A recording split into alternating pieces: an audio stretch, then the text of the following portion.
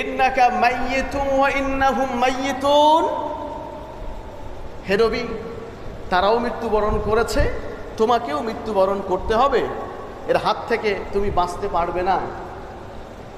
নবীজি মারা গেলেন, ইন্তেকাল করলেন, এই কথাটা ওমরের সামনে বলবে এই সাহস কারো নাই। হযরত ওমর রাদিয়াল্লাহু তাআলা আনহু তরবারি নিয়ে ঘুরে বেড়াচ্ছেন, যে বলবে আমার রাসূল দুনিয়ায় নাই আমি তার গর্দানটা ফেলে দেব। হযরত আবু বকর রাদিয়াল্লাহু তাআলা আনহু দেখলেন যে এভাবে তো বলার অপশন নাই। তিনি মসজিদে নববীর মধ্যে ঢুকলেন, খুতবা দেওয়ার জন্য দাঁড়ায় গেলেন। ওমা মুহাম্মাদুন ইল্লা রাসূল قد خلت من قبله الرسل أفإن مات أو قتل انقلبتم على أعقابكم।